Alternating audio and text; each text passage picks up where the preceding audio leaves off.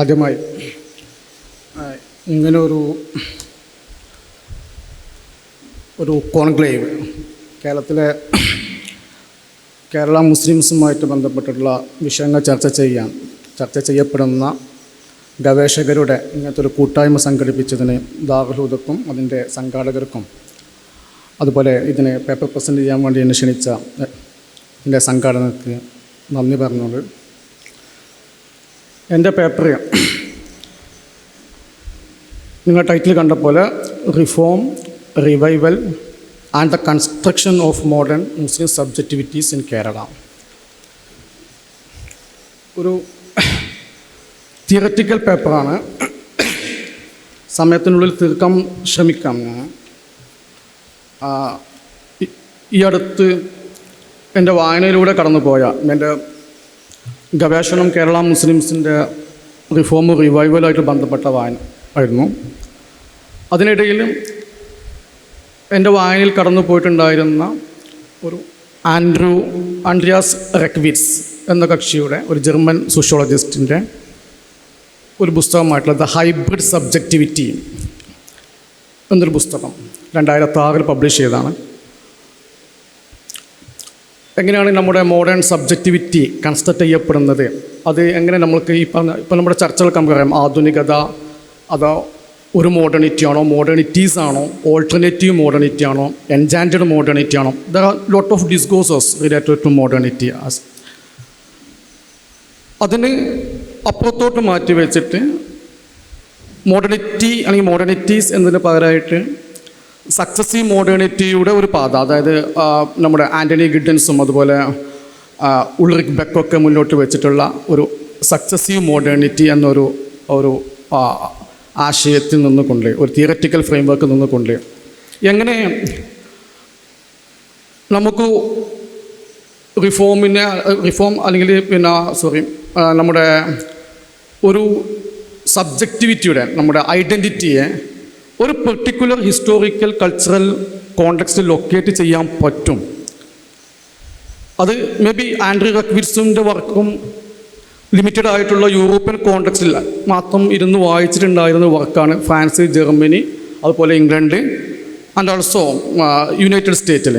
പക്ഷേ അതിൻ്റെ അപ്പുറത്തോട്ടായിട്ട് അദ്ദേഹം മുന്നോട്ട് വെക്കുന്ന ഈ തിയറി, ഇത് എങ്ങനെ നമ്മൾക്ക് മറ്റു കോണ്ടെക്സ്റ്റിലേക്ക്, പ്രത്യേകിച്ച് ഇപ്പോൾ നമ്മുടെ ചർച്ചയിലൊക്കെ പറഞ്ഞ പോലെ ആധുനികത അല്ലെങ്കിൽ റിഫോർമേഷൻ, പ്രൊട്ടസ്റ്റന്റിസം എന്നൊക്കെ പറയുമ്പം യൂറോസെൻട്രിക് ആയിട്ടുള്ള, യൂറോപ്യൻ സെക്കുലർ ആയിട്ടുള്ള, റാഷണൽ ആയിട്ടുള്ള ഒരു മോഡേൺ വേൾഡ് വ്യൂ നിന്ന് അപ്പുറത്ത് നിൽക്കുന്ന ഇസ്ലാമിക് സൊസൈറ്റിയിൽ അല്ലെങ്കിൽ മുസ്ലിം സൊസൈറ്റിയിൽ നമ്മൾക്ക് എങ്ങനെ സ്ഥാപിച്ചെടുക്കാൻ പറ്റും. പ്രത്യേകിച്ച് രണ്ട് മെൻ്റലി ഡിഫറൻ്റ് ആയിട്ടുള്ള രണ്ട് തലത്തിൽ നിൽക്കുമ്പം, ഒന്ന് മതത്തിൽ നിന്നും രാഷ്ട്രീയത്തെയും പൊതുജീവിതത്തെയും മാറ്റി നിർത്തിയിട്ടുള്ള ഒരു സബ്ജക്റ്റിവിറ്റിയെ രൂപം കൊള്ളിക്കുമ്പം, ഇപ്പോഴത്തെ മതത്തിനെ ഉൾക്കൊള്ളുകൊണ്ട് അല്ലെങ്കിൽ മതത്തിനെ മാറ്റി നിർത്താതെ തന്നെ ഒരു സബ്ജക്റ്റിവിറ്റിയെ, ആൻഡ്രൂ റെക്വിറ്റ്സ് അത്ര തന്നെ അതിനെ പറയുന്നില്ല, പക്ഷേ ആൻഡ്രൂ റെക്വിറ്റ്സ് പറയാത്ത ഈ ഒരു രീതിയിൽ കേരള മുസ്ലിം കോണ്ടെക്സ്റ്റിലേക്ക് ഞാൻ അതിൻ്റെ റിഫോമിൻ്റെയും റിവൈവലിൻ്റെയും ഡിസ്കോഴ്സസ്, ഇപ്പോൾ നമ്മുടെ മുമ്പിലുണ്ടായിരുന്ന രണ്ട് ചർച്ചയിലും പറഞ്ഞു എങ്ങനെയാണ് ഈ ഡിസ്കോഴ്സ്, പ്രത്യേകിച്ച് ഈ തൊട്ട് മുമ്പിലുണ്ടായിരുന്ന ചർച്ചയിൽ പറഞ്ഞു ഈ ഡിസ്കോഴ്സ് എന്താണെന്നുള്ളത്. ഈ ഡിസ്കോഴ്സിലേക്ക് ആൻഡ്രൂ റെക്വിറ്റ്സിൻ്റെ ഈ തിയറിയെ സ്ഥാപിക്കാനുള്ളൊരു ശ്രമമാണ് എൻ്റെ ഈ ഒരു എളിയ വർക്കിലുള്ളത്. നമുക്കറിയാം കേരള മുസ്ലിംസ് ഇന്നത്തെ അതിൻ്റെ സോഷ്യോ റിലീജിയസ് ആയിട്ടുള്ള, അതുപോലെ പൊളിറ്റിക്കൽ ആയിട്ടുള്ള life, it is establish, it is formulated through encountering various external and internal challenges. രണ്ട് രീതിയിലെ ചാലഞ്ചസിനോടും എൻകൗണ്ടർ ചെയ്തുകൊണ്ടാണ് കേരളത്തിലെ മുസ്ലിംസ് അതിൻ്റെ ഇന്നത്തെ സോഷ്യോ റിലീജിയസ് ആയിട്ടുള്ള, അതുപോലെ പൊളിറ്റിക്കലായിട്ടുള്ള ലൈഫ് ഉണ്ടാക്കിയിട്ടുള്ളത്. അത് പോർച്ചുഗീസ് മുതൽ ബ്രിട്ടീഷ് കൊളോണിയലിസം വരെയുള്ള ഒരു പുറത്തു നിന്നുള്ള കമ്മ്യൂണിറ്റിയോടാണ് ഒരു ഭാഗത്തെന്ന് വെച്ചാൽ, അതുപോലെ തന്നെ ലാൻഡ് ലോഡ്സിനോടും ഉള്ള എൻകൗണ്ടറാണ് ഒരു ഭാഗത്തെന്ന് വെച്ചാൽ.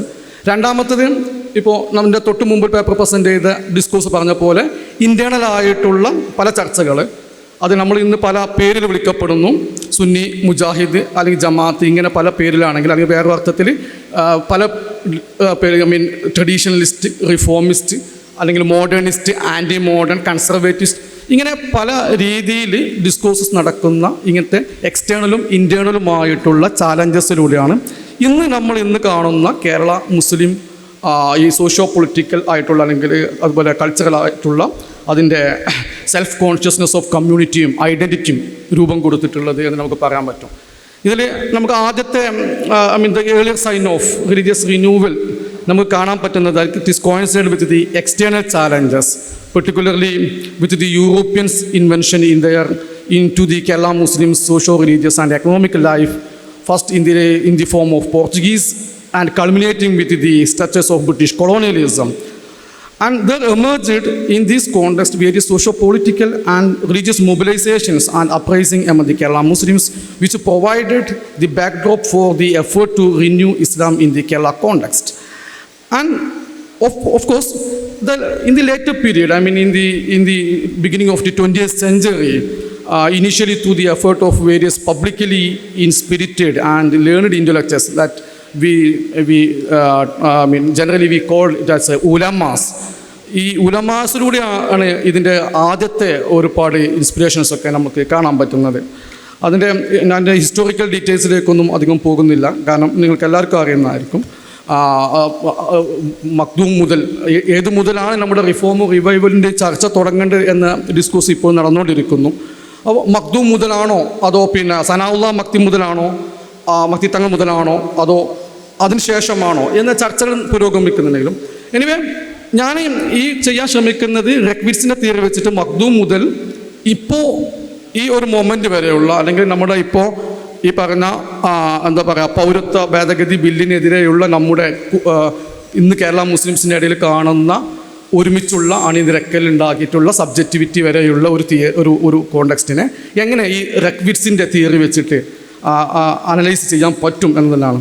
സോ എനിവേ തുടങ്ങുന്നതിന് മുമ്പ് എനിക്ക് പറയാനുള്ളത് ഈ പേപ്പർ ഒരിക്കലും മോഡേൺ സബ്ജക്റ്റിനെ ഒരിക്കലും ലിബറൽ ഫോമിലല്ല, ലിബറൽ ടേമിലല്ല കാണുന്നത്. ലിബറലി നമുക്കറിയാം മോഡേൺ സബ്ജക്റ്റ് എന്നത് it is a emancipation of a rational and self interested individual എന്ന രീതിയിലാണ്. പക്ഷേ അതിനപ്പുറത്തോട്ടായിട്ട് the analytical gaze of this paper emphasizes the hybrid nature of the modern subject that is based on competing orders of social and discursive practices. Forms of subjectivity are then collectively shared but contested cultural types to which individuals refer in an idiosyncratic way. In this approach, we build the work of German sociologist Andreas Reckwitz. റെക്വിറ്റ്സ് ഏകദേശം 700ഓളം പേജുള്ള ഒരു പുസ്തകമാണ് എഴുതിയിട്ടുള്ളത്. റെക്വിറ്റ്സ് in his analysis ഞാൻ റെക്വിറ്റ്സിൻ്റെ theory ഒന്ന് ഓടിച്ച് വായിക്കുന്നുണ്ട്. സമയത്തിൻ്റെ കുറവുണ്ടെങ്കിലും റെക്വിറ്റ്സിൻ്റെ തിയറിയിൽ പറയുന്ന കുറച്ച് പോയിൻറ്റ്സുകൾ ഒന്ന് ഓടിച്ച് ഞാൻ വായിക്കുന്നുണ്ട്. റെക്വിറ്റ്സ് പറയുന്നത് ഈ looks from the perspective of cultural studies at specific cultural forms to which individual relate in certain historical and social context in order to shape themselves as competent and exemplary individuals. In the book The Hybrid Subject, he focuses the analysis of historically located cultures of the subject and their transformation. In particular, the subject culture of മൂന്ന് തരത്തിലുള്ള subject കൾച്ചറിനെ കുറിച്ചാണ് റെക്വിറ്റ്സ് പറയുന്നത്. ഒന്ന് modern bourgeoisie, രണ്ടാമത് organised modernity, മൂന്നാമത്തത് post modernity. ഞാൻ പറയാൻ ശ്രമിക്കുന്നത് ഈ മൂന്ന് കൾച്ചറൽ സബ്ജക്റ്റ് സബ്ജക്റ്റ് കൾച്ചർ എങ്ങനെ നമ്മൾക്ക് കേരള മുസ്ലിം കോണ്ടെക്സ്റ്റിലും അപ്ലൈ ചെയ്യാൻ പറ്റുമോ. ഇപ്പോൾ അസ്ലമൊക്കെ പറഞ്ഞ പോലെ നമ്മുടെ യൂറോപ്യൻ കോൺസെപ്റ്റുകൾ ഒരു പക്ഷേ നമ്മൾക്ക് ഇപ്പോൾ ഉണ്ടാകുന്ന പ്രശ്നം അതാണ്. യൂറോപ്യൻ കോണ്ടെക്സ്റ്റിനെ നമ്മൾ നിരാകരിക്കുന്നു. ഇപ്പോൾ തന്നെ നമ്മൾ വേറൊരു എസെൻഷ്യലിസ്റ്റിക് ആയിട്ട് തന്നെയുള്ള വേറെ രീതിയിലുള്ള ഓൾട്ടർനേറ്റീവ് മോഡേണിറ്റി, ഇസ്ലാമിക് മോഡേണിറ്റി അല്ലെങ്കിൽ എന്ന പേരുള്ള വേറൊരു മോഡേണിറ്റി ഉണ്ടാക്കുന്നു. ഇതിൻ്റെ ഒപ്പം തന്നെ നമ്മൾക്ക് ഒരു പക്ഷേ ഈ ആൻഡ്രൂ റെക്വിറ്റ്സിനൊക്കെ പോലുള്ള ചില ഐഡിയാസിനെ, ചില ടെർമിനോളജീസിനെ, ചില കോൺസെപ്റ്റിനെ നമ്മുടെ പരിസരത്തും അല്ലെങ്കിൽ നമ്മുടെ മുസ്ലിം സൊസൈറ്റിയിലോ അല്ലെങ്കിൽ കേരള കോണ്ടെക്സ്റ്റിലോ നമ്മൾക്ക് അപ്ലൈ ചെയ്യാൻ പറ്റുമോ എന്നൊരു ശ്രമമാണ് ഇവിടെ നടത്തുന്നത്. So Andrew requites his search for here is not for individuals but for criteria list for the subjectivity in which each individual trains himself. And he using a kind of field theoretical approach. He assumes that മൂന്ന് subject culture വരുന്നത് field of one is field of social practices of work, second one is of personal relationship, and third one is technologies of the self. And he trying to put how this systematically, these three types form specific subject cultures, which present themselves as unified wholes, but which are also bear instabilities and fissures and contradict each other. ഒരിക്കലും അത് സ്റ്റേബിളായി നിൽക്കുന്ന സാധനങ്ങളല്ല, ഇത് മാറിക്കൊണ്ടിരിക്കുന്ന സാധനങ്ങളായിരിക്കും എന്നുള്ളതാണ് ഈ മൂന്ന് സാധനങ്ങളെന്നുള്ളതാണ് ഇദ്ദേഹം പറയുന്നത്. സോ റക്വിസ് പറയുന്നത് അദ്ദേഹത്തിൻ്റെ തിയറി ഒരിക്കലും സോഷ്യൽ അല്ല, അതിൻ്റെ കപ്പത്തായിട്ട് കൾച്ചർ ഈസ് സോഷ്യൽ എന്നൊരു ആർഗ്യുമെൻ്റാണ് മുന്നോട്ട് വെക്കുന്നത്. And he define culture as a network of binary codes which construct a system of central distinctions and classification. So his theory of culture aims at the contradictions of historically dominant codes, practice discourse formation, corresponding social fields and their dependent hybrid subject forms and or cultures in order to be able to explain the resulting orders of subjectivity and in all their multifaceted complexity. So these are the 4 points I think. ഈ കാര്യങ്ങൾ ഒന്ന് ഇദ്ദേഹം പറയുന്ന സാധനങ്ങൾ എങ്ങനെയാണ് subjectivity form ചെയ്യുന്നത്, അതിന് ഇദ്ദേഹം മുന്നോട്ട് കൊണ്ടുവരുന്ന കുറച്ച് ഐഡിയാസ് ഇതാണ്. ഏതൊക്കെയാണ് ഫീൽഡിന്? ഒന്ന് കൾച്ചറൽ കോഡ്, ഡൊമിനൻ്റ് ആയ കൾച്ചറൽ കോഡ്സ് ഉണ്ടാകുന്നത് എങ്ങനെയാണ്, ആ ഡൊമിനൻ്റ് ആയ കൾച്ചറൽ കോഡിൽ എങ്ങനെയൊക്കെയാണ് പ്രാക്ടീസ് ഡിസ്കോഴ്സ് ഫോർമേഷൻ നടക്കുന്നത്. ഐ മീൻ ഒന്നുകൂടി ബോധ്യോൻ്റെ തിയറിയൊക്കെ എടുത്തിട്ടാണ് അദ്ദേഹം ഈ പ്രാക്ടീസ് ഡിസ്കോഴ്സ് ഫോർമേഷൻ ഉണ്ടാക്കുന്നത്. ആൻഡ് ഈ പ്രാക്ടീസ് ഡിസ്കോഴ്സ് ഫോർമേഷന് എങ്ങനെയാണ് കറസ്പോണ്ടിങ് ആയിട്ടുള്ള സോഷ്യൽ ഫീൽഡ് ഉണ്ടാവുന്നത്, ആ സോഷ്യൽ ഫീൽഡിൽ നിന്ന് എങ്ങനെയൊക്കെയാണ് നമ്മുടെ ഈ പറഞ്ഞ കറസ്പോണ്ടിങ് ആയിട്ടുള്ള സബ്ജക്റ്റിവിറ്റി അല്ലെങ്കിൽ ഐഡൻറ്റിറ്റി ഫോം ചെയ്യുന്നത് എന്നാണ് ഇദ്ദേഹം നോക്കുന്നത്. First let me clear what is cultural code. Requires understand cultural codes as a pattern of meaning. As we know, cultural codes എന്നാൽ പാറ്റേൺ ഓഫ് മീനിങ് ആണ്, ഇറ്റ് ഈസ് ജനറലി. പക്ഷേ അതിനപ്പുറത്തോട്ട് എനിക്ക് തോന്നുന്നത് നമ്മുടെ കോണ്ടെക്സ്റ്റിൽ ഇത് ഉപയോഗിക്കാൻ പറ്റുന്നത് അദ്ദേഹം അതിലേക്ക് ആഡ് ചെയ്യുന്ന മറ്റൊരു വാക്കാണ്. അത് പറയുന്നത് cultural codes as he understood it as distinguishes between outside and inside. കൾച്ചറൽ കോഡാണ് നമ്മുടെ ഔട്ട്സൈഡിനെയും ഇൻസൈഡിനെയും, അതായത് എന്താണ് റാഷണൽ, എന്താണ് ഇറാഷണൽ, എന്താണ് ഇൻക്ലൂഷൻ, എന്താണ് എക്സ്ക്ലൂഷൻ. ഇപ്പോൾ നമ്മുടെ മുമ്പുണ്ടായിരുന്ന പേപ്പറിലൊക്കെ പറഞ്ഞു എന്തൊക്കെയാണ് ട്രഡീഷണൽ, എന്താണ് മോഡേൺ, എന്താണ് റിഫോം, എന്താണ് റിവൈവൽ, അല്ലെങ്കിൽ അതാണ് കൺസർവേറ്റീവായ സാധനങ്ങൾ, അല്ലെങ്കിൽ കൺസർവേറ്റീവ് അല്ലാത്തത്. ഓക്കെ, അപ്പോൾ ഈ ഡൊമിനൻ്റ് കൾച്ചറൽ കോഡ്സ് ആയിരിക്കും എപ്പോഴും ഒരു എന്താ പറയുക പാറ്റേൺസ് ഓഫ് മീനിങ് എന്നതിൻ്റെ അപ്പുറത്തായിട്ട് അവിടുത്തെ ഇൻക്ലൂഷനെയും അതേപോലെ ഔട്ട്സൈഡിനെയും ഇൻസൈഡിനെയും തീരുമാനിക്കപ്പെടുന്നുണ്ടാവാം. So this cultural codes form complex system of distinctions with a number of elements which are characterised in the relationship to each other by fissures and implicit oppositions. They organize the social world contingently, historically and locally as well as in a conventional way. This cultural codes produce an order for what is sayable and doable within a system of distinctions and provide the framework for what appears practicable and does not. അപ്പോൾ ഇതൊക്കെ തീരുമാനിക്കുന്നത് ഈ cultural കോഡിൻ്റെ ഉള്ളിലായിരിക്കും. നമ്മൾ എന്തൊക്കെ ചെയ്യണം, എന്തൊക്കെ ചെയ്യാൻ പറ്റില്ല, എന്തൊക്കെ പറയാൻ പറ്റും, എന്തൊക്കെ പറയാൻ പറ്റില്ല, ഇങ്ങനത്തെ കാര്യങ്ങൾ മുഴുവൻ. So these code orders are not located on an abstract level but on the level of social practices. They are contained in social practices and give them shape, or alternatively they are expressed in the historical practices and make them possible. Thus, a practice is depend on the relevant code for the legitimate realization. So, ഈ കൾച്ചറൽ കോഡിൽ നിന്നാണ് practice ഉണ്ടാകുന്നത്. So ഈ പ്രാക്ടീസിനുള്ള രണ്ട് തരത്തിലുള്ള പ്രാക്ടീസിനെ കൊണ്ടുണ്ട്, ഡിസ്കസീവ് പ്രാക്ടീസസും നോൺ ഡിസ്കസീവ് പ്രാക്ടീസസും. So this is another terminology that we have to clear out, the distinction between discursive and non-discursive practices. This is the central for the Requisite's conception of practices. Following ഷാസ്കിൻ്റെ പുസ്തകം നിങ്ങൾക്ക് social അസൈറ്റ് എന്ന പുസ്തകത്തിന് അദ്ദേഹത്തിൻ്റെ ഒരു follow up ആയിട്ട് ഇദ്ദേഹം പറയുന്നത് Requisite define a non-discursive practices as a socially regulated, normalized, standardized form of a bodily behavior which contains specific forms of knowledge, of know-how, of interpretation, of motivation and emotion. For Requisite, the concept of practice is thus comparable with that of a language game, understood as an everyday technique, a skilled activity. Practices are context dependent and display a temporal structure as well as normative practices. So ഈ non ഡിസ്കസീവ് ആണ് നമ്മുടെ standardised ആയിട്ടുള്ള, normalised ആയിട്ടുള്ള, socially regulated ആയിട്ടുള്ള നമ്മുടെ ബിഹേവിയറിനൊക്കെ നമുക്ക് non ഡിസ്കസീവ് പ്രാക്ടീസസിനെ കാണാൻ പറ്റുക. And Requires understand the discourse as a network of semiotic representation system which are usually language-based, but sometimes visual or architecture. Discourses are nothing other than specific social practices of production of regulated representations. They are practice of representation. ഡിസ്കോഴ്സിനെ അദ്ദേഹം define ചെയ്യുന്നത് discourses ആണ് നമ്മുടെ non ഡിസ്കസീവ് ആയിട്ടുള്ള നമ്മുടെ കാര്യങ്ങളെ തീരുമാനിക്കുന്നുണ്ടാവുക. In which cultural codes are revealed, they regulate what can be made manifest. Discourses can thus be considered as indicators and they disseminate and produce the codes in question. They can be regarded as the primary meaning generators for system of thinking and doing and thus predetermine what in end effect is practicable or not practicable in the so-called non-discursive practices. So, these practices and discourses are understood as the subset of the cultural space and they are connected with each other through their joint relationship to cultural codes. Practices and discourses thus establish comprehensive practice discourse formations which are characterized by numerous differences within such formation and between different practices discourse complex. Then, okay, let me go fast.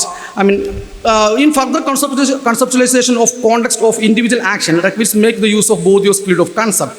Social fields are seen requires as more or less differentiated and institutionalized complexes and as network of social practices and cultural discourses, that is as practice discourse formation.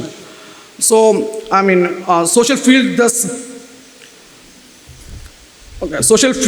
thus can be understood as a site for the constitution of subject forms. Anyway, let me conclude this. ഞാൻ റെക്വിറ്റ്സിനെ skip അടിക്കുകയാണ്. റെക്വിറ്റ്സ് പറഞ്ഞപ്പോൾ ഈ പറഞ്ഞ practices, ഈ പറഞ്ഞ cultural കോഴ്സിൽ ഡിസ്കോഴ്സും non ഡിസ്കസീവും ഡിസ്കസീവും ആയിട്ടുള്ള practices ഉണ്ടാകുന്നു. ഈ പ്രാക്ടീസസിൻ്റെ ഫീൽഡിലാണ് നമ്മുടെ സബ്ജക്റ്റിവിറ്റി ഉണ്ടാകുന്ന തിയറിയാണ് ഇദ്ദേഹം പറയുന്നത്. ഇനി ഈ തിയറിയെ നമ്മൾക്ക് കേരള മുസ്ലിം കോണ്ടെക്സ്റ്റിലേക്ക് അപ്ലൈ ചെയ്യുമ്പോൾ ഇദ്ദേഹം പറയുന്ന, ഞാൻ നേരത്തെ പറഞ്ഞ 3 തരത്തിലുള്ള കൾച്ചറൽ കോണ്ടെക്സ്റ്റ്, മൂന്ന് തരത്തിലുള്ള കോംപ്ലക്സ് പ്രാക്ടീസസ്, സോഷ്യൽ പ്രാക്ടീസസ് പറഞ്ഞു. ഒന്ന് ആസ് എ വർക്കിംഗ് സബ്ജക്റ്റ്, അതുപോലെ as a subject of private and intimate relationship, അതുപോലെ as a subject of technologies of self. ഈ 3 സോഷ്യൽ പ്രാക്ടീസസിന് എങ്ങനെയാണ് നമ്മൾ സബ്ജക്റ്റ് ഉണ്ടാകുന്നത്. അതുപോലെ 3 സബ്ജക്റ്റ് കൾച്ചർ. ഒന്ന് ക്ലാസിക്കൽ ബൂർഷ്യ സബ്ജക്റ്റ് കൾച്ചർ, രണ്ടാമത്തത് പിയർ ഗ്രൂപ്പ് ഓറിയൻറ്റഡ് ആയിട്ടുള്ള ഓർഗനൈസ്ഡ് ആയിട്ടുള്ള സബ്ജക്റ്റ് കൾച്ചർ, മൂന്നാമത്തത് post modern creative worker. So let me finish so fast. ഞാൻ പറയുന്നത് നിങ്ങൾക്കറിയാം, കേരള മുസ്ലിം ഹിസ്റ്ററിയിലേക്ക് ഞാൻ ഡീറ്റെയിൽ ആയിട്ട് പോകുന്നില്ല, അതിൻ്റെ നരേഷനിലേക്ക് ഞാൻ പോകുന്നില്ല.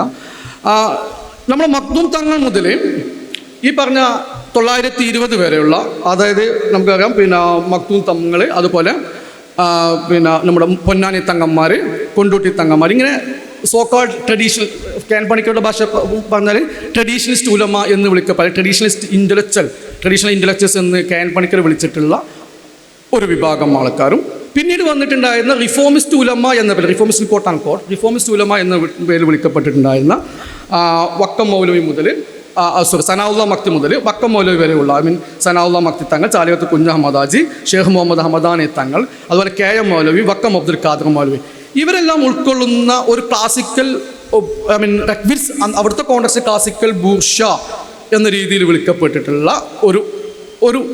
ഒരു സബ്ജക്റ്റിവിറ്റി. അവരെങ്ങനെയാണ് അവിടെ സബ്ജക്റ്റിവിറ്റി ഉണ്ടാക്കിയത്. പിന്നീട് 920കളിൽ പ്രത്യേകിച്ച് കേരള ഐക്യസംഘം മുതൽ, പിന്നീട് കേരള ജമിയത്തുൽ ഉലമ, സമസ്ത കേരള ജമിയത്തുൽ ഉലമ മുതൽ, പിന്നീട് ഈ അടുത്ത് വരെ കാണുന്ന പല ഓർഗനൈസേഷൻ്റെ കീഴിലേക്ക് പോയിട്ടുള്ള, നമുക്കറിയാം സുന്നി വിഭാഗത്തിൽ തന്നെയുള്ള AP വിഭാഗം, EK വിഭാഗം, അതിനുള്ളിലുള്ള പല സംഘടനകൾ, SSF അല്ലെങ്കിൽ SYSC എന്നൊക്കെ പറയുന്ന സോക്കാർഡ്, കുറേ KNM, ഇങ്ങനെ തുടങ്ങിയിട്ടുള്ള ഓർഗനൈസേഷണൽ വൈറ്റാലിറ്റി ഉള്ള രണ്ടാമത്തെ organisational modernity, then third post modern reflexive ആയിട്ടുള്ള, ഓർഗനൈസേഷൻ്റെ അപ്പുറത്തോട്ട് പോയിട്ട് സെൽഫായിട്ടുള്ള, അല്ലെങ്കിൽ ഫൂക്കോയുടെ ഭാഷ ഉപയോഗിക്കുക ടെക്നോളജി ഓഫ് ദ സെൽഫിലേക്ക് മാറിയിട്ടുള്ള മൂന്നാമത്തെ സബ്ജക്റ്റിവിറ്റി എന്ന രീതിയിലേക്ക് എങ്ങനെയാണ് വരുന്നുണ്ടാവുക എന്നതാണ് ഞാൻ ഒന്ന് ഓടിച്ചു പോവാം.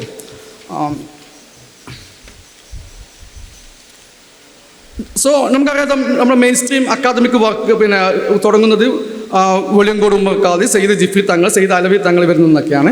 അപ്പോൾ ഈ ട്രഡീഷണലിസ്റ്റ് ഉലമ they mark a chain of teachers and discipline whose ideas can be considered to the paradigmic for the early form of Islamic reform movement in general. അതുപോലെ ഇവർ കോൺട്രാസ്റ്റ് ആയിട്ടുള്ള ട്രഡീഷണൽ ഉലമ Sanallah Makti etc. So this group of leaders, they were convinced for civilizing potential of Islamic tradition. Understanding them rationally as universal principle, they perceived them perfectly compatible with the bodies of knowledge that were offered by the modern sciences, etc. So, okay. So, അപ്പോൾ ഇസ്ലാം ഇവരുടെ ഇടയിലുണ്ടായിരുന്ന ഈ മൂവ്മെൻറ്റിൽ നമ്മൾ പറയുന്നത് okay.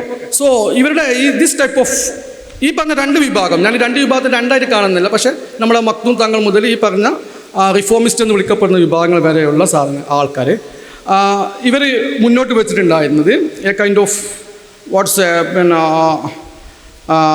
here the Muslim was supposed to employ a means of literacy as a central technology of self engaging directly with religious tradition.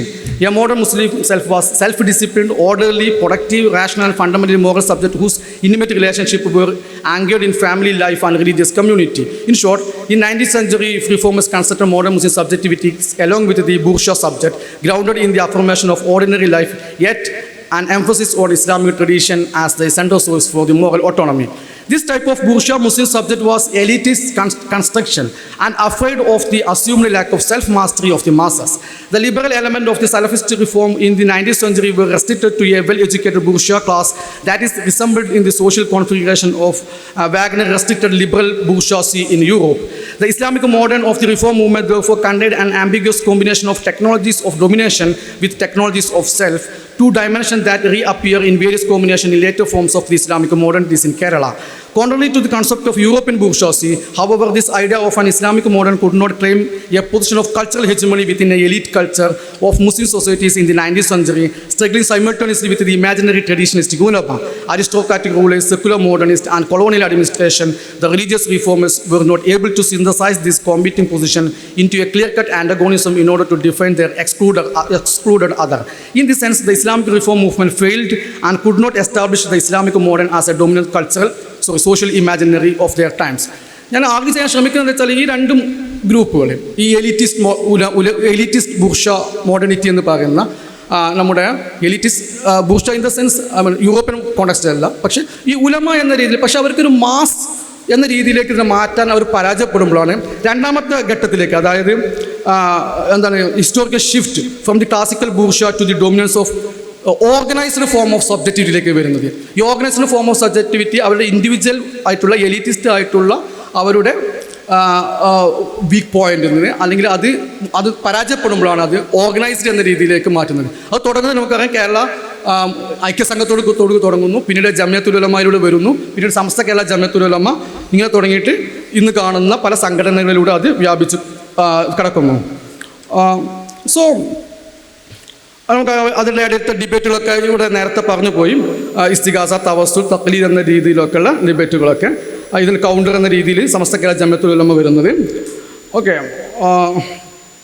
So as a socio-religious organization, this organization further transformed the notion of Kerala Muslim from an independently used reference for the formation of an autonomous moral subject to a collectively binding set of norms and laws according to which community has to be organized into the so-called debate has been started, the traditionalist Sunnis and reformist Mujahids. This organization clearly emphasizes the role of Islamic tradition as a technology of domination by shifting its secondary religious discourse from the earliest ulama's moral code towards the stringent distinction between what is Islamic and what is un-Islamic were being drawn and redrawn. The both versions of Islam proposed their own description of original Islam and which become the prime symbol of the moral integrity and cultural authenticity. Anyway, right now ഇതാണ് organisational modality, അതിലെ സബ്ജക്റ്റിവിറ്റിയിലേക്ക് വരുന്നത്. പക്ഷേ ഇന്ന് recent ഇയേഴ്സിലേക്ക് എത്തുമ്പോൾ ഒന്നുകൂടെ വരുന്നത് there is a move from kind of what Asef ബയാത്തിൻ്റെ ഭാഷ പറഞ്ഞ post Islamic world, post Islamist world വ്യൂയിലേക്ക് മാറി മുസ്ലിം സൊസൈറ്റി എന്നാണ് പറയുന്നത്. എനിക്ക് തോന്നുന്നത് അസഫ് ബയാത്തൊക്കെ ഓക്കെ അത് ഇറാനിൻ്റെ കോണ്ടെക്സ്റ്റിലാണ് പറയുന്നത്, അതുപോലെ ഈജിപ്തിൻ്റെ ഇറാൻ്റെ കോണ്ടെക്സ്റ്റിൽ അവിടുത്തെ ഇസ്ലാമിസ്റ്റ് ഭരണങ്ങൾ ഈ അടുത്ത് എമേർജ് ചെയ്യുകയും പിന്നീട് തകരുകയും ചെയ്ത കോണ്ടക്സ്റ്റിൽ അസഫ് ബയാത്ത് പറയുന്നതാണ് പോസ്റ്റ് ഇസ്ലാമിസ്റ്റിലേക്ക് വരുന്നു എന്ന സാധനം. ഈ പോസ്റ്റ് ഇസ്ലാമിസ്റ്റ് എന്ന കോണ്ടക്സ്റ്റ് അതിൻ്റെ മറ്റു ഭാഗങ്ങൾ, അതിൻ്റെ പൊളിറ്റിക്കലായിട്ട് ഭാഗങ്ങൾ മാറ്റി നിർത്തിയാൽ ഒരു പക്ഷേ നമുക്ക് കേരള കോണ്ടക്സ്റ്റിൽ ഉപയോഗിക്കാൻ പറ്റുമെന്നാണ്. അതാണ് നമുക്ക് ഇന്ന് കാണാം. ഇന്നൊന്നുകൂടി കാണാൻ പറ്റുന്നത് നമ്മൾ ഈ പോസ്റ്റ് മോഡേണിറ്റി ആയിട്ടുള്ള ടെക്നോളജീസ് ഓഫ് ദ സെൽഫ്, നമ്മുടെ ഒരു പക്ഷേ ഈ പറഞ്ഞ ഓർഗനൈസേഷൻ്റെ വിടുതിയിൽ നിന്നും മാറി നിൽക്കാൻ പറ്റുന്ന ഒരു സെൽഫ് ഉണ്ടാക്കുന്ന, റിഫ്ലെക്സീവായിട്ട് സെൽഫ് ഉണ്ടാക്കുന്ന ഒരു ഇൻഡിവിജ്വലിലേക്ക്, അല്ലെങ്കിൽ ഇന്നിപ്പോൾ നമുക്ക് ഏറ്റവും അവസാനമായി കാണാൻ പറ്റുന്ന ഈ പറഞ്ഞ CAA ബില്ലിനെതിരെയുള്ള അണിനിരക്കലടക്കം ഓർഗനൈസേഷൻ എന്നതിൻ്റെ അപ്പുറത്തോട്ട് ഇത് ഒരു സെൽഫ് റിഫ്ലെക്സീവ് ആയിട്ടുള്ള ഒരു രീതിയിലേക്ക് മാറുന്നു എന്ന രീതിയിൽ. അതൊരിക്കലും ഇസ്ലാമിസ്റ്റ് സോക്കാൾഡ് പൊളിറ്റിക്കൽ ഇസ്ലാമിസ്റ്റ് എന്ന രീതിയിലേക്കല്ല. അസഫ് ബയാത്ത് അതിനെ വളരെ പോസിറ്റീവായിട്ട് വായിക്കുന്നുണ്ട്. ഈ പറഞ്ഞ പോസ്റ്റ് ഇസ്ലാമിസ്റ്റ് എന്ന ടേമിനെ ഇസ്ലാമിസത്തിൽ നിന്ന് എങ്ങനെയാണ് പോസ്റ്റ് ഇസ്ലാമിസത്തിലേക്ക് എത്തുമ്പോൾ വരുന്ന മാറ്റങ്ങൾ എന്നത് എനിക്കൊന്ന് കേരളത്തിലേക്ക് കോൺഗ്രസ് അല്ലെങ്കിൽ ഇന്ത്യൻ കോൺഗ്രസിലേക്ക്, പ്രത്യേകിച്ച് കേരള കോൺഗ്രസിലേക്ക് നമുക്ക് അസഫ് ബയാത്തിൻ്റെ ഈ പോസ്റ്റ് ഇസ്ലാമിസ്റ്റ് കോൺസെപ്റ്റിനെ നമുക്ക് അപ്ലൈ ചെയ്യാൻ പറ്റും. അതാണ് ഇന്ന് അവസാനം എത്തി നിൽക്കുന്ന ഈ സ്റ്റേജ്. ഇതാണ് റെക്വിറ്റ്സിൻ്റെ ഈ 3 സ്റ്റേജിനെ വളരെ ഫാസ്റ്റായിട്ട് അതോ എന്താ പറയുക വൈഡായിട്ട് തിയറി ആയിരുന്നു. പക്ഷേ ഒന്ന് ഓടിച്ച് പറഞ്ഞാൽ ഇങ്ങനെയാണ് 3 സ്റ്റേജിലേക്ക് ഇന്ന് എത്തിയിട്ടുള്ളത് എന്നാണ് എനിക്ക് പറയാനുള്ളത്. ബാക്കി നമുക്ക് ചർച്ചയിൽ കൂടിയിട്ട് കൂടുതൽ ക്ലാരിഫിക്കേഷൻ എനിക്കും കിട്ടേണ്ടതുണ്ട്. അത് നിങ്ങളിൽ നിന്ന് കിട്ടും എന്ന് ഞാൻ പ്രതീക്ഷിക്കുന്നു. ഞാനും ഇത് അപ്ലൈ ചെയ്യാൻ ശ്രമിച്ചുകൊണ്ടിരിക്കുന്ന ഒരു ഏരിയയാണ്. So thanks. അത് സ്റ്റേജ് ആയിട്ട് അപ്പോൾ നമ്മൾക്ക് ആ ഒരു പെർട്ടിക്കുലർ റെക്വിറ്റ്സും പറയുന്ന ഇതേ കോണ്ടക്സ്റ്റ് തന്നെയാണ്. നമ്മൾ റെക്വിറ്റ്സ് പഠിക്കുന്നത് ജർമ്മനി, അതുപോലെ France, Germany, England plus US ഈ കോണ്ടക്സ്റ്റ് ഇരുന്നിട്ടാണ് റെക്വിറ്റ്സിൻ്റെ പഠനം വരുന്നതെങ്കിലും റെക്വിറ്റ്സിൽ പ്രത്യേകം പറയുന്നുണ്ട് നമ്മൾക്ക് ഈ ഒരു പെർട്ടിക്കുലർ ഇൻഡിവിജ്വൽ സബ്ജക്റ്റിവിറ്റിയെ നമ്മൾ സബ്ജക്റ്റിവിറ്റി ഫോർമേഷൻ നടക്കുന്നത് ഒരു പെർട്ടിക്കുലർ ഹിസ്റ്റോറിക്കൽ കൾച്ചറൽ കോണ്ടക്സ്റ്റിലായിരിക്കും എന്നുള്ളതാണ്. ആ കോണ്ടക്സ്റ്റിലേക്ക് നമുക്ക് മാറ്റാൻ പറ്റണമെന്നില്ല. ആ കോണ്ടക്സ്റ്റ് നിന്നുകൊണ്ടാണ് നമ്മൾ വായിക്കേണ്ടത്. അപ്പോൾ നേരത്തെ ഇവിടുന്ന് ആരോ സൂചിപ്പിച്ച പോലെ നമ്മൾ ഒരിക്കലും 15ാം നൂറ്റാണ്ടിനെ ഇപ്പോഴത്തെ ഹിസ്റ്റോറിക്കൽ ടൂൾ വെച്ചിട്ട് അല്ലെങ്കിൽ ഹിസ്റ്റോറിക്കൽ കോണ്ടക്സ്റ്റ് വെച്ച് വായിക്കുന്നതിന് പകരം നമ്മൾ ആ ഒരു കൾച്ചറൽ കോണ്ടക്സ്റ്റിൽ ഹിസ്റ്റോറിക്കൽ കോണ്ടക്സ്റ്റിൽ എങ്ങനെയാണ് അവരുടെ സബ്ജക്റ്റിവിറ്റി ഫോം ചെയ്തിട്ടുണ്ടാവുക എന്നതായിരിക്കും പ്രധാനപ്പെട്ട പോയിന്റ്സ്. അപ്പോൾ നമ്മൾ അവിടെ ഒരു സ്പെസിഫിക് ആയിട്ട് അപ്പോൾ ഒന്നുകൂടി പറഞ്ഞത് ഇതിൽ പറഞ്ഞാൽ ഡിസ്കസീവ് ആയിട്ടാണ് കാര്യങ്ങൾ. ഡിസ്കസീവാണ്. അസലസത്തൊക്കെ പറയുന്ന പോലെ ഡിസ്കസീവാണ്. ഒരിക്കലും അത് എസെൻഷ്യലിസ്റ്റിക് അല്ല പറയുന്നത്. ഡിസ്കസീവ് ആയിരിക്കും. അത് ഹിസ്റ്റോറിക്കലി കോണ്ടക്സ്റ്റിലായിരിക്കും. ഒരിക്കലും ഹോമോജിനൈസ്ഡിലായിരിക്കില്ല. ഒരിക്കലും അത് സ്റ്റെബിലൈസ്ഡ് അതുപോലെ അതിൽ കണ്ടിന്യൂഷൻ ഉണ്ടാവാം. ഒരിക്കലും അത് എവല്യൂഷണറി ആവണമെന്നില്ല. മേ ബി നമ്മൾ പഴയ നടന്നിട്ടുള്ള കാര്യത്തിലേക്ക് വീണ്ടും നമുക്ക് ഇപ്പോൾ തിരിച്ചു പോകാൻ പറ്റുമെന്നും ഇപ്പോൾ വീണ്ടും ആ ഐഡൻറ്റിറ്റിയിലേക്ക് നമുക്ക് പോകാൻ പറ്റിയെന്ന് വന്നേക്കാം. ഒരിക്കലും അത് സ്റ്റെബിലൈസ്ഡ് ആയിരിക്കില്ല എന്നതാണ് ഈ തിയറിൻ്റെ പ്രത്യേകത. അതുകൊണ്ട് റെക്വിറ്റ്സ് പറയുന്ന എനിക്ക് തോന്നുന്നു റെക്വിറ്റ്സ് ഓൾദോ അയാളുടെ സ്റ്റഡി യൂറോപ്പിൽ കോൺസെൻട്രേറ്റ് ചെയ്തിട്ടുള്ളതാണെങ്കിൽ തന്നെയും അതിലുപയോഗിക്കുന്ന ചില ടെക്നോളജിക്കൽ ടേമിൻ്റെതായ ചില പ്രശ്നങ്ങൾ ഇപ്പോൾ ബൂർഷ്യ മോഡേണിറ്റി അതുപോലെ പക്ഷേ രണ്ടാമത് പറയുന്ന 2 മോഡേണിറ്റി എനിക്ക് തോന്നുന്നു അപ്ലിക്കബിൾ ആണ്. ഓർഗനൈസ്ഡ് മോഡേണിറ്റി അതുപോലെ പോസ്റ്റ് സ്ട്രക്ചറലിസ്റ്റ് അല്ലെങ്കിൽ പോസ്റ്റ് മോഡേണിസ്റ്റ് സെൽഫ് എന്നുള്ള രീതിയിലേക്കുള്ള സാധനങ്ങൾ. ഈ ഒന്നാമത്തെ ഒരു കോണ്ടെക്സ്റ്റ് ബൂർഷ്യ മോഡേണിറ്റി ആണോ അതോ ബൂർഷ്യ സബ്ജക്റ്റ് ആണോ പക്ഷേ യൂറോപ്പായിട്ട് ഒരുപാട് കണക്ഷൻ ഉണ്ട് ഇത് നമ്മൾ പറയുമ്പോൾ. പക്ഷേ റെക്വിറ്റ്സൊന്നും ഇതൊന്നും പ്രധാനപ്പെട്ട ഒരു വ്യത്യാസം എന്ന് വെച്ചാൽ റെക്വിറ്റ്സ് വളരെ സെക്കുലർ ആയിട്ടുള്ള ഒരു കമ്മ്യൂണിറ്റിനെയാണ് വായിക്കുന്നത്. അവിടെ റിലീജിയന് പ്രാധാന്യമില്ല. പക്ഷേ ഇസ്ലാം അല്ലെങ്കിൽ മുസ്ലിം സൊസൈറ്റിനെ വായിക്കുമ്പം അതിനി കേരളത്തിലെ മുസ്ലിം സൊസൈറ്റി ആയാലും ശരി അല്ലെങ്കിൽ ഇസ്ലാമിക് വേൾഡ് ആയാലും ശരി അവിടെ മതം എപ്പോഴും ഡൊമിനൻ്റാണ്. മതമാണ് പ്രൈമറി ആയിട്ട് വരിക. മതമായിരിക്കും എല്ലാ കാര്യങ്ങളും തീരുമാനിക്കുക എന്നതാണ്. അവരുടെ സെൽഫിനെയും അവരുടെ ഐഡൻറ്റിറ്റിയും തീരുമാനിക്കുന്നതിൻ്റെ പ്രധാനപ്പെട്ട ഒരു ഘടകം ഒരു പക്ഷേ മതം തന്നെ ആയിരിക്കും. അപ്പോൾ നമ്മൾ ആ ഒരു കോണ്ടക്സ്റ്റിലേക്കാണ് ഞാൻ ഈ റിഫോമിൻ്റെയും റിവൈവലിൻ്റെയും ഡിസ്കോഴ്സസിനെ കൊണ്ടുവരുന്നത്. As a social practice, as a social site field എന്ന ബോധ്യമുള്ള കോൺസെപ്റ്റ് സോഷ്യൽ ഫീൽഡ് എന്ന രീതിയിലേക്ക് റിഫോമിനെയും റിവൈവലിസത്തിനെയും കൊണ്ടുവരുന്നത് ഒരു സോഷ്യൽ ഫീൽഡ് എന്ന രീതിയിലേക്കാണ്. അതിൽ നടക്കുന്ന പ്രാക്ടീസസ്, അതിലൂടെ ഉണ്ടാകുന്ന ഐഡൻറ്റിറ്റി ഫോർമേഷൻ, ഇതായിരുന്നു സത്യത്തിൽ എൻ്റെ പേപ്പർ പറയാൻ ശ്രമിച്ചിട്ടുണ്ടായിരുന്നു. താങ്ക്സ്.